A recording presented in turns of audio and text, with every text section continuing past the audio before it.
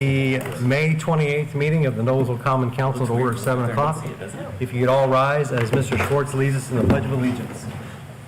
I pledge allegiance to the flag of the United States of America and to the republic for which it stands, one nation, under God, indivisible, with liberty and justice for all. Ms. Lees, could you call the roll?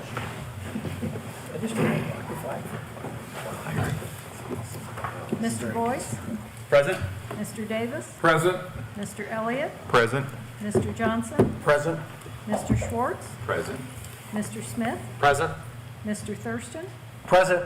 Ms. Wiles? Present. Mr. Peterson? Present.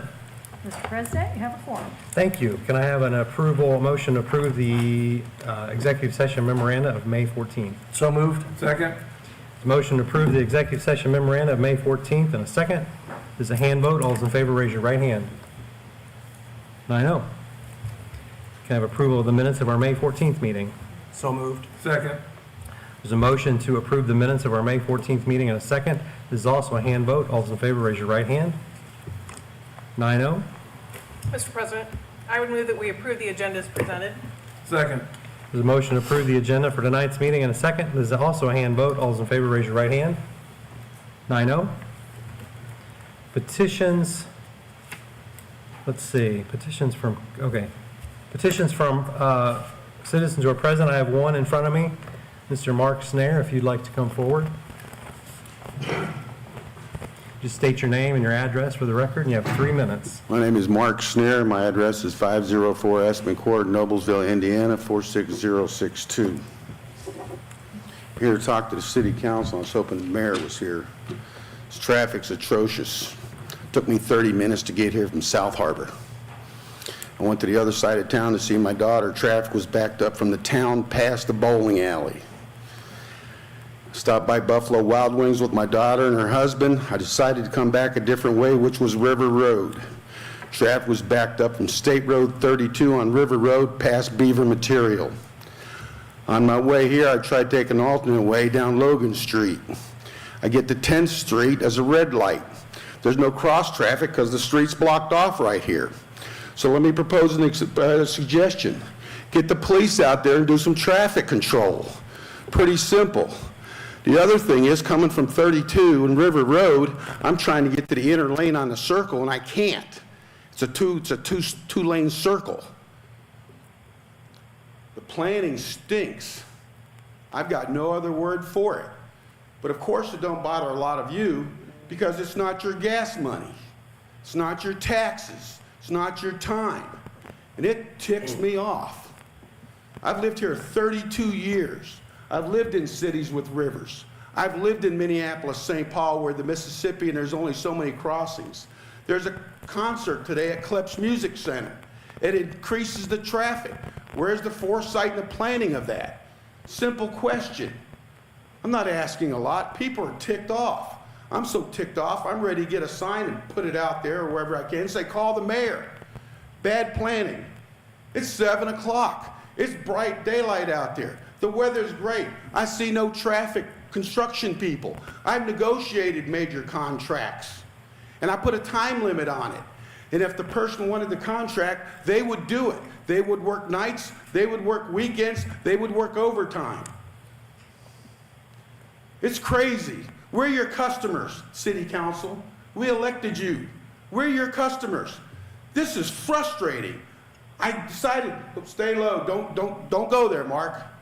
Don't go there, because they're not going to listen anyway. It's like Sim City. You ever play that game where you're building a city? Well, this isn't Sim City. This isn't a game. It's ridiculous. And I'm ticked off at every one of you for allowing it to happen. And I wish the mayor was here, because I was embarrassed by what he was wearing at Memorial Day services. Okay, at least business casual or business. I've got 2 brothers and parents buried in the military cemetery, and I'm a disabled American veteran retired. I couldn't believe the mayor of this city showed up at that square wearing what he wore. It's embarrassing. At least Mrs. Sparks, Representative Sparks, knew what to wear, and maybe John Ditzler knew what to wear. It's embarrassing. I'm hot. Yes, I'm hot. Because it can be solved. You've got a police force out there. They're taught traffic control, not just security guard work at the school. I'm surprised. When I sat there at 10th Street in Logan with no traffic because this road's blocked and everybody's trying to take an alternate route, where's the police officer? Go through the damn red light, people. It's crazy. That's all I've got to say. No, it's not all I've got to say. The trash and debris on the street. I'll take any one of you. Drive around with me around this town and see the trash, the debris, the rubble on the streets. And I told Mike Davis and Chris Jensen at the South Harbor Property Owners Association, I'll give 8 hours of my time at night driving the street sweeper truck in this city. Just teach me. And he said, be careful what you wish for. Well, I didn't wish for anything. I was given more time to this city than I've given in the past. The debris's terrible. The contractor should be enforced to clean up the debris as they're doing it on the circles. I know there's a lot of growth. I know growth is painful, but let's get some reason to it.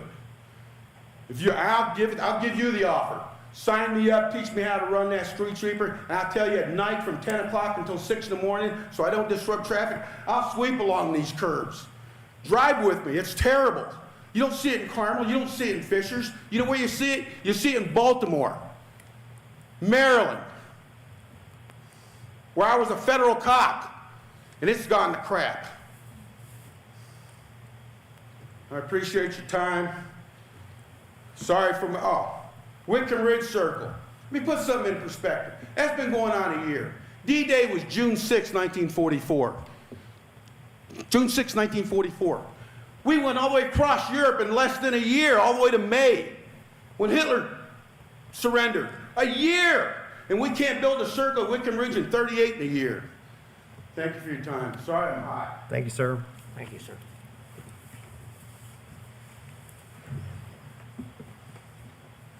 Any other comments? Council committee reports. Public safety. Public Safety Committee met on May 15th at 11 o'clock. All the council members, Mike Davis, Evan Elliott, myself, were present. We discussed the Peony Festival preparation. We have not had a rundown since that event. It appeared to be very successful, very busy and very crowded, but it went off without incident. And the Public Safety Committee was very well prepared for that. Traffic enforcement and results in the road construction. We had an update from Chad Kinnett. They've made over 350 stops in the Clinton-Hannibal area. Maple and Cherry, they have a zero tolerance on trucks. The trucks seem to have slowed down, at least on my street.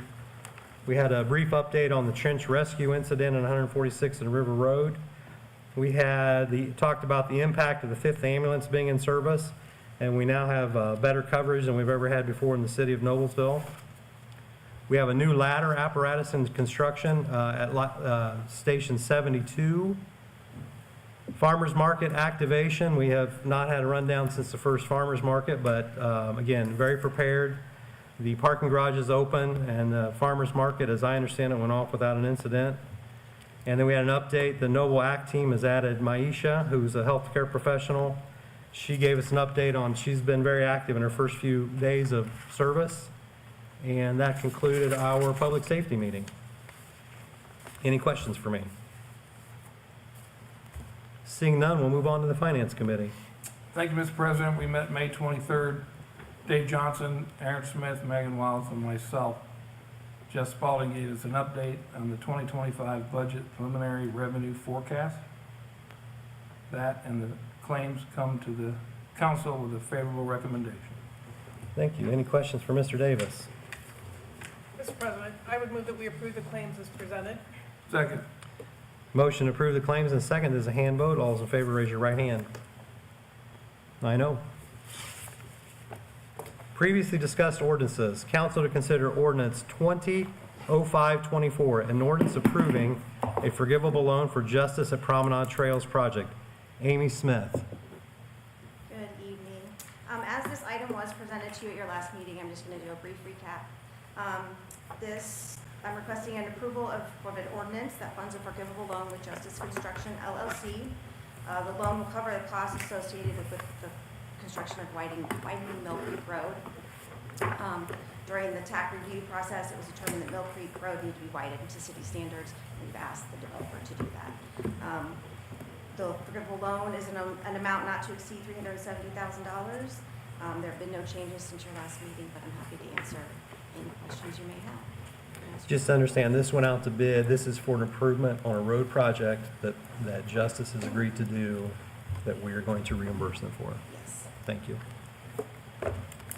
Any other questions? Mr. President, I would move that we approve ordinance number 20-05-24 as presented. Second. There's a motion to approve ordinance 200524 and a second. This is a roll call vote. Mr. Boyce? Aye. Mr. Davis? Aye. Mr. Elliott? Aye. Mr. Johnson? Aye. Mr. Schwartz? Aye. Mr. Smith? Aye. Mr. Thurston? Aye. Ms. Wiles? Aye. Mr. Peterson? Aye. 9 ayes, 0 nay. The ordinance is approved. Thank you. Council to hear a report from Serve Noblesville. Patrick Probst. Good evening, council. Thank you for the opportunity to share with you this evening. Nice shirt, Darren. Thank you. Serve Noblesville has been around since 2010. At the time, we operated with Faith, Hope, and Love before working under the name in 2012 under Serve Noblesville, becoming an independent 501c3 in 2018 under the slogan, Connecting Compassionate Neighbors.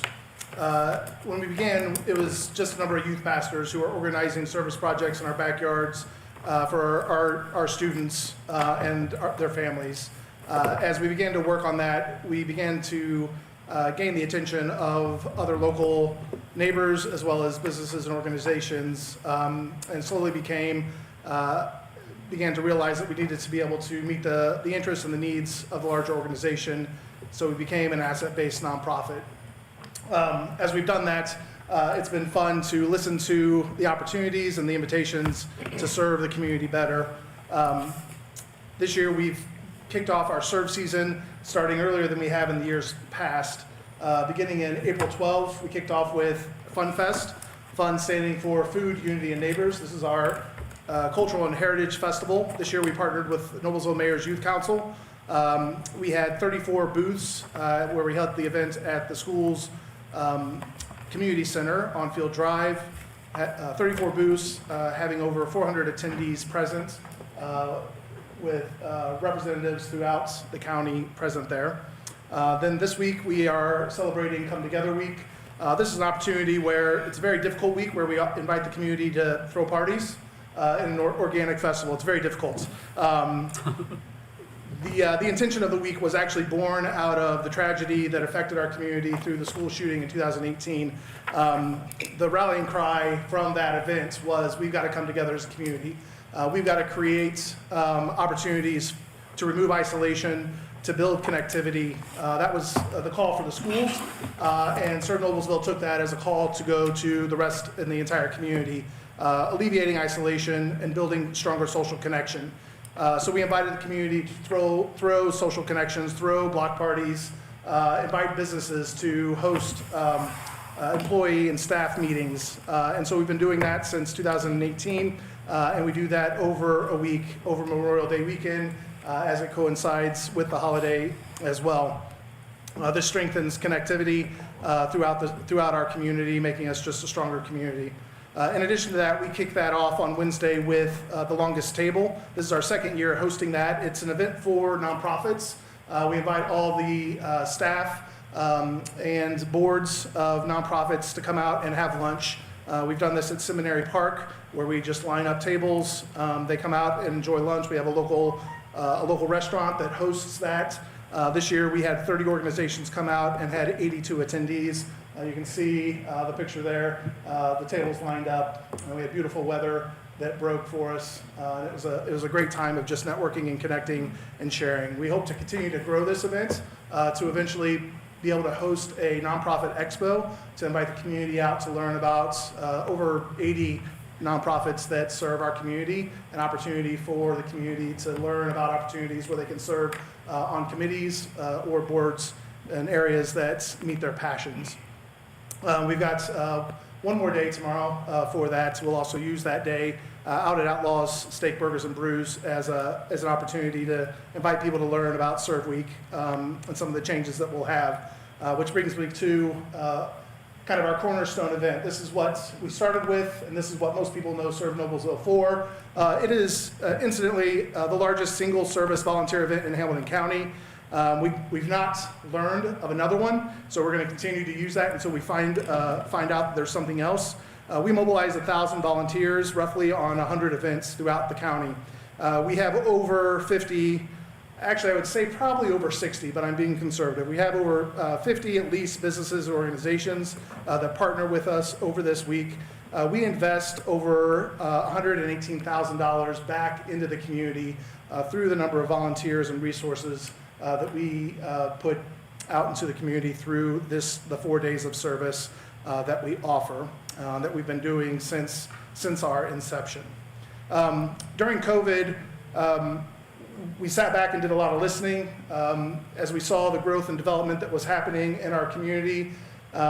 We heard that there were kind of unmet needs that were just kind of rumblings. We at the time, we wanted to be 100% volunteer based. We had no interest in growing, but we just heard that there were some opportunities that seemed to be unmet. And so coming out of COVID, we kind of stepped back and assessed and decided to launch a new initiative called Charming Noblesville. This was to match kind of the growth that we were seeing in Noblesville. We are very proud of the growth and development that's happening, but we often heard of people crying out of, oh, we're going to see so much of Noblesville change and the charm of Noblesville get lost.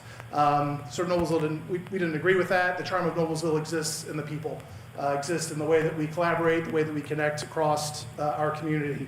And so with that, we thought as an asset-based nonprofit, the best way to make sure that we preserve and keep that charm is to offer these 3 initiatives to make sure that people continue to stay connected and we preserve those wonderful assets. So we launched these 3 new programs this year to launch Charming Noblesville. The first is Impact Noblesville. This is a citywide website that hosts volunteer opportunities. This benefits 3 different groups. First, it benefits nonprofits.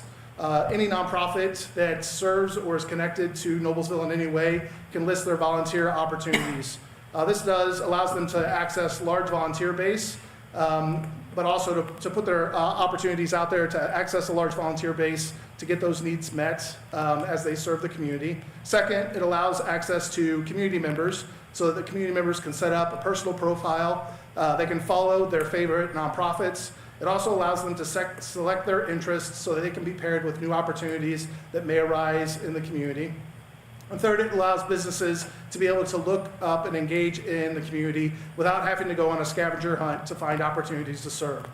So they're able to go to the website, look on the calendar, and find organizations that have the opportunities and the times that they're available to get involved as they're interested in serving in the community. This website went live in January. We are continuing to build it and make it accessible to all 3 of those partners. We're getting nonprofits, continue to get them registered, as well as individuals as they get, and it's completely free to the community to utilize, and access. The second program of Charming Noblesville is neighborhood activation. Our historic downtown Noblesville is one of our greatest assets, and it's the largest historic asset that we have in Hamilton County.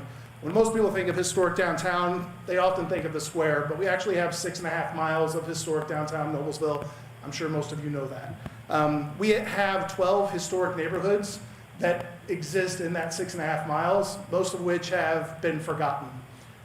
We want to bring those 12 historic neighborhoods back to life. We want to bring them back to identity and relevance in today's community.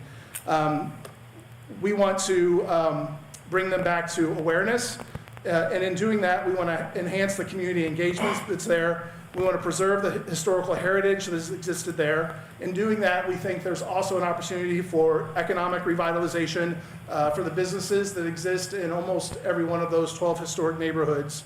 In doing so, we'll build connectivity among the neighbors as well as the businesses that exist within those neighborhoods.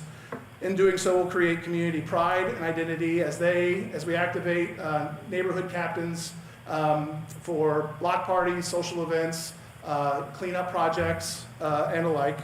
That community pride will automatically flow over into increased safety and security as community members take pride and ownership in where they're living. That'll increase community volunteerism and civic involvement. That'll automatically decrease isolation, which often happens in these aging and older neighborhoods. That also allows some of the aging neighbors that live in these neighborhoods to age in place, while also making sure that those older homes don't just fall into disrepair, which is beneficial to this community, so that we don't have to go through and condemn them and bulldoze. So again, it preserves the asset that we have in our community. So it increases support for those vulnerable populations.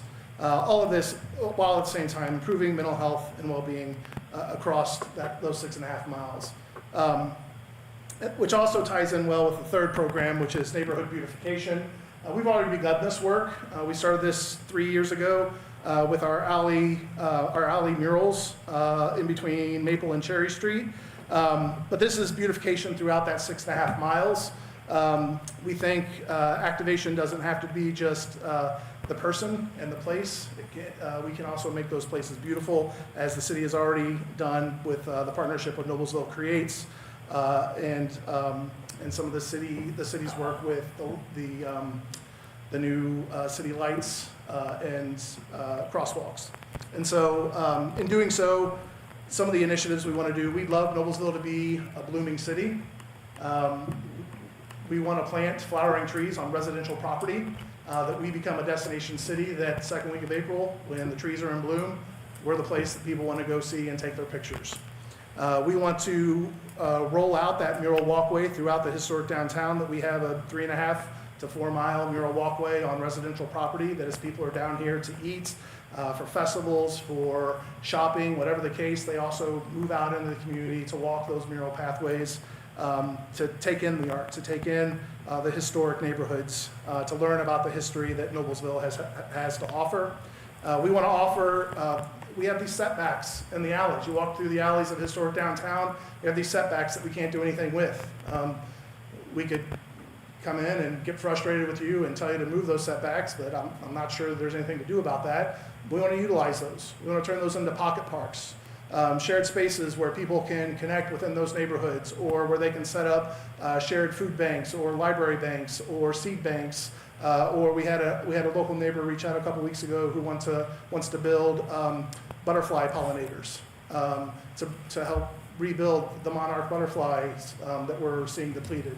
And so there's an environmental consciousness that we can also do with this space, and not let it just be this wasted dump site that often these alley spaces become. We want residential historic street lamps. These are expensive. We know these street lamps are expensive that the city's putting in.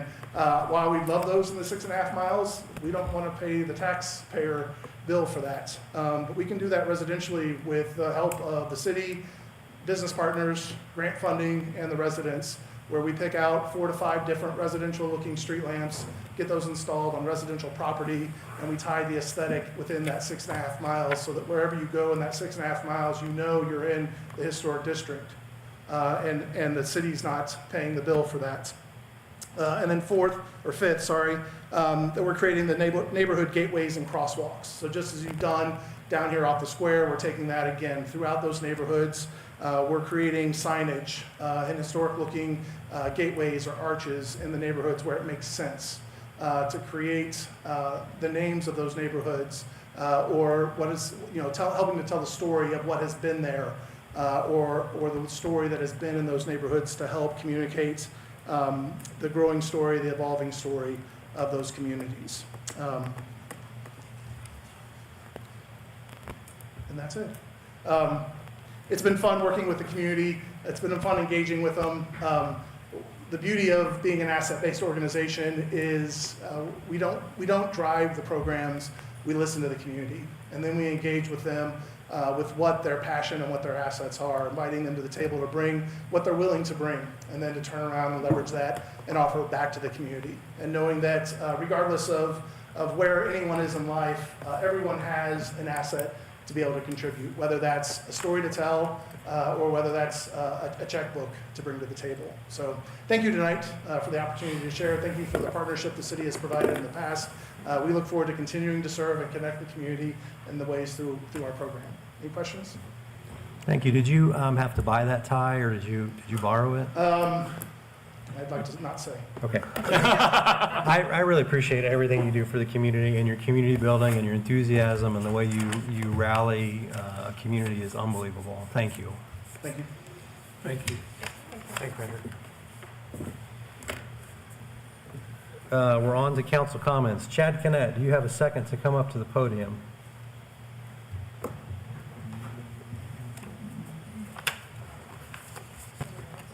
Whether you want to or not. Mr. Cannett, for anybody who doesn't know, is moving on to greener pastures. And I just want to say thank you on behalf of the council for your hard work. You got us through COVID, and although you're leaving, your legacy of safety has been felt, and I felt safer having you here, and I feel safe with the legacy you're leaving behind. I really appreciate it. And the council got together and got you a little gift. We paid for it ourselves, so no tax dollars were used. But thank you. Anybody else want to pile on while we got him up here? Chad, wish you all the best. I've enjoyed working with you and the projects that we have had.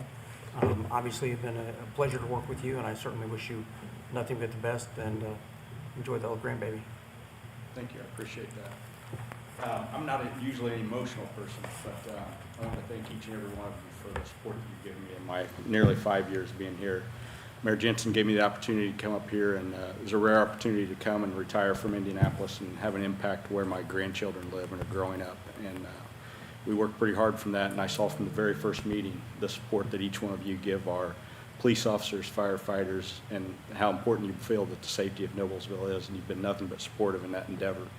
That's rare to have across the board support for public safety and everyone pulling in the same direction. You look at dysfunction around this country, and this city doesn't have that. That's in large part because of the leadership of Mayor Jensen and the council, and I've been very blessed to serve in this capacity. And with that, I'm not going far. I'm going down the road and will continue to serve and make your community safe. So I look forward to working with you in the future. And thank you for every opportunity you've given me. Thank you. Thank you for all that you've done.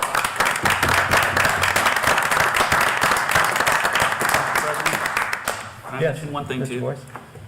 Mr. Connect, I just want to say that I've served with a lot of different chiefs on this, the other side, and every single one that I've served with, and we've had different police and firemen come and complain about different times to the council and talk to us. And since you have been on, either you have gotten them terrified to come to us to talk, or you've got everybody going down the same line, and that's just amazing, because it's literally the only time where I have not gotten complaints, and when I go to talk to everybody, they're all very much behind the chiefs and yourself. So I thank you very much, and you deserve, for those of you who don't know, then he received the Employee of the Year a few years ago through COVID, and definitely was well deserved, and thank you very much for your service. Appreciate it. Well, I greatly appreciate that, and I will just add at 5'7", I don't intimidate many people.